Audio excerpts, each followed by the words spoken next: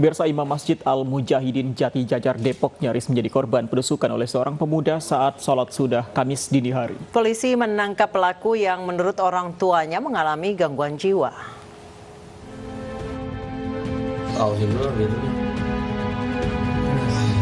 Inilah rekaman kamera pengawas saat seorang pemuda mendatangi Imam Masjid Al-Mujahidin Jati Jajar Depok yang tengah salat sunnah Kamis dini hari tadi.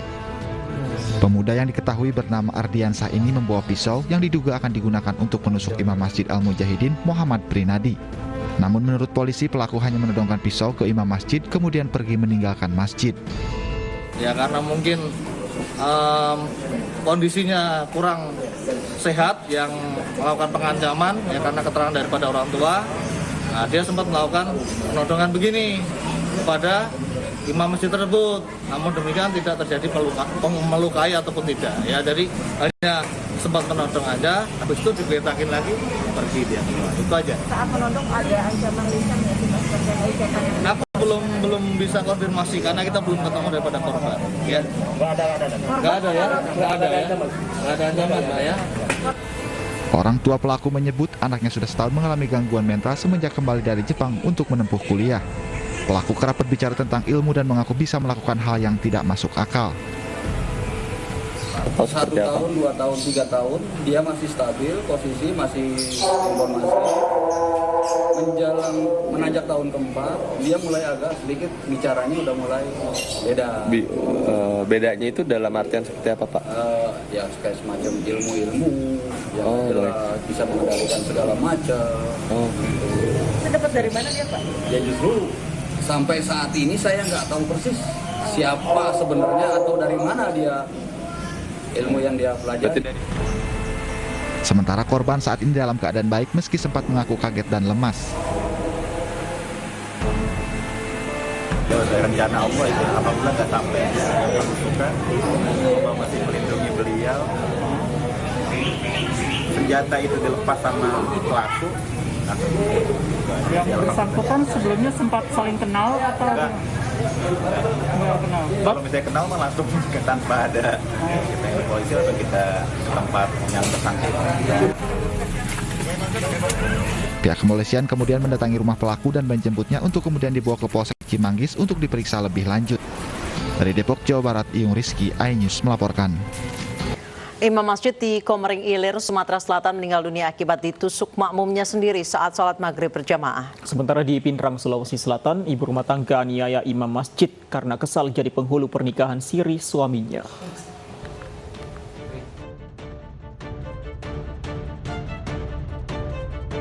Imam Masjid Nurul Iman di Ogan Komering Ilir, Sumatera Selatan meninggal dunia akibat ditikan tetangganya sendiri saat sedang melaksanakan salat maghrib berjamaah.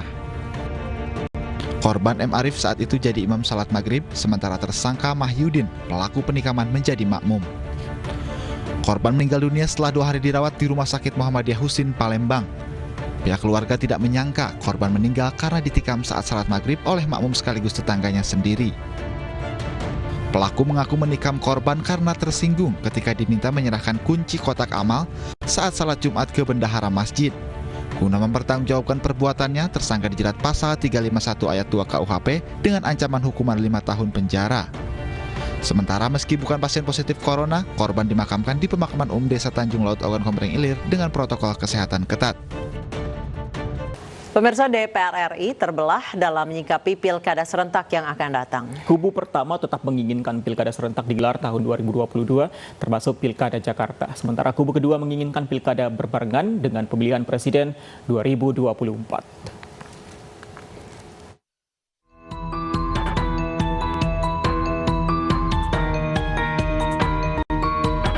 Draft revisi Undang-Undang Pemilu yang tengah disusun DPR mengatur soal pelaksanaan pilkada yang kembali digelar 2022 dan 2023. Jika mengacu pada pelaksanaan pilkada serentak 2020, maka seharusnya pilkada kembali digelar lagi tahun 2024 mendatang. Atas polemik yang muncul ini, Partai Persatuan Pembangunan menginginkan pilkada serentak nasional dilaksanakan pada tahun 2024 sesuai dengan Undang-Undang Nomor 10 Tahun 2016 tentang pilkada. Konsekuensinya adalah pilkada serentak DKI pada 2022 mendatang diundur menjadi 2024. Alhasil, Anies Baswedan yang selalu masuk dalam bursa Capres 2024 diprediksi akan nganggur tanpa panggung selama 2 tahun. Sementara itu, Partai Demokrat menyatakan sepakat jika pilkada dinormalkan kembali pada tahun 2022 atau 2023, termasuk pilkada DKI Jakarta. Demokrat tidak ingin jika pilkada berada di tahun yang sama dengan pemilihan presiden dan wakil presiden di tahun 2024 karena dikhawatirkan akan menjegal tokoh yang berpotensi untuk maju sebagai kandidat capres dan cawapres. Berikut adalah peta pendukung pilkada, apakah akan diadakan 2023 atau tahun 2024. Partai yang mendukung pilkada diadakan pada tahun 2022 adalah Golkar, Nasdem, Partai Demokrat, dan PKS. PKS masih memiliki 2 opsi, yaitu tahun 2022 atau 2023, namun menolak jika digelar 2024.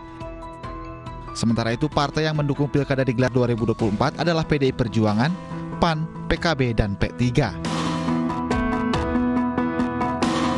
Sementara itu, menurut sejumlah pengamat politik, partai yang menginginkan agar pilkada digelar di 2022 atau 2023, kemungkinan partai yang menginginkan Anies Baswedan maju dalam bursa Capres 2024 mendatang. Sementara partai yang menginginkan pilkada digelar pada tahun 2024, kemungkinan menginginkan Tri Risma hari ini melenggang ke bursa Capres. Lantas, apakah pro kontra gelaran pilkada serentak mendatang karena adanya persaingan antara Anies dan Risma untuk menduduki kursi orang nomor 1 di negeri ini? Tim Liputan iNews melaporkan.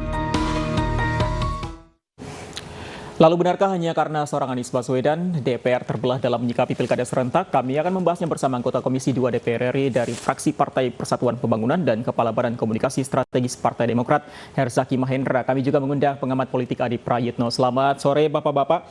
Saya ke Pak Pandi. Sore. Baik, saya ke Pak Baidowi terlebih dulu. Pak Baidowi, ini banyak yang menilai juga bahwa jika diterapkan atau dilaksanakan pada 2024 akan menjadi beban yang berat termasuk dari segi teknis. Kenapa Anda tetap menginginkan pilkada digelar 2024? Jadi begini, Undang-Undang 10 tahun 2016 pasal 201 itu yang mengamanatkan pilkada 2024 digelar pada November 2024 itu disepakati oleh semua fraksi dan pemerintah. Ya, terkait dengan ketentuan teknisnya itu jedanya masih lama. Pemilu kita April, pilkadanya November, masih ada jeda waktu 7 bulan. Tahapan pilkada itu paling lama 6 bulan, bahkan bisa lebih singkat. Jadi, dan ketentuan pasal 201 itu belum pernah digunakan. Ketentuan yang belum pernah digunakan sudah mau direvisi. Ini kan logika berpikirnya di mana? Baik, Pak Baidowi, kalau mempertimbangkan adalah alasan... Baik, Pak Baidowi. Membahasnya berarti mubadir. Gitu. Baik, Pak Baidowi, kalau pertimbangannya adalah hasil evaluasi dari Pileg dan Pilpres yang dilakukan di tahun 2019. Pilegnya jadi tenggelam oleh Pilpresnya dalam sosialisasi. Apa hubungannya dengan Pilkada 2024? Kan nggak ada. Itu kaitannya dengan pemilu dan Pilpres. Ini pilkada, kan pertanyaannya begitu, yang dipersoalkan pilkada, tapi yang ditanyakan pilpres. Ini nggak nyambung gitu. Oke, baik. Silakan, saya ke Pak Herzaki, silakan tanggapannya. Ya, kalau dari kami sendiri melihatnya begini, Mbak, ya kan? Ada evaluasi, namanya kita kan lihat betapa pada saat pilpres dan pileg digelar serentak, ada isu krusial yang mengemuka, yaitu ada beban teknis, ya, yang kemudian mengakibatkan, ya, ada isu fisik, ya, yang membebani fisik dan juga ada tekanan, sehingga kemudian muncullah ada 800 lebih petugas TPS yang meninggal. Itu satu hal, ini beban teknis berlebih. Kalau dibilang katanya setelah itu pilkada waktunya panjang, cukup panjang, tapi tentunya kan waktu penyiapan ini akan butuh gitu, akan butuh tenaga juga dan juga akan ada tekanan juga. Ini suatu hal yang nggak mudah. Dulu juga kita bayangkan bahwa dengan adanya Pilpres dan Pileg serentak 2019 itu akan sangat baik gitu loh. Kenapa? Kita bisa fokus gitu. Ya kan? Tapi pada kenyataannya tidak seperti itu. Ada beban teknis berlebih yang mengakibatkan ada masalah dalam pelaksanaan. Yang kedua juga adalah bahwa hiruk-pikuk Pilpres itu membuat Pileg itu tenggelam gitu loh. Kita banyak sekali masyarakat yang tidak terlalu peduli dan tidak tahu siapa kemudian caleg DPR RI-nya atau caleg bahkan DPRD provinsinya gitu. Mereka lebih banyak fokus pada siapa Pilpres dan kemudian hanya pada caleg kabupaten dan kota gitu. Nah, ini kemudian menjadi masalah pada saat memang ada waktu yang ada jedanya, tapi masih di tahun yang sama, sehingga dikhawatirkan masyarakat tidak bisa maksimal gitu loh dalam menilai seorang calon kepala daerah. Itu satu hal yang perlu kita pikirkan sama-sama ini. Yang kedua, Mbak, yang paling penting lagi adalah ingat nih, kalau sampai itu pilkada 2022 dan 2023 ditunda ke 2024, ada 270 daerah yang kemudian tidak punya kepala daerah definitif. Mereka hanya punya penjabat kepala daerah yang tidak diperbolehkan mengambil keputusan strategis. Ini bahaya sekali ini. Bukan bulanan. Baik, silakan Pak Baidowi ditanggapi langsung saja Pak Baidowi.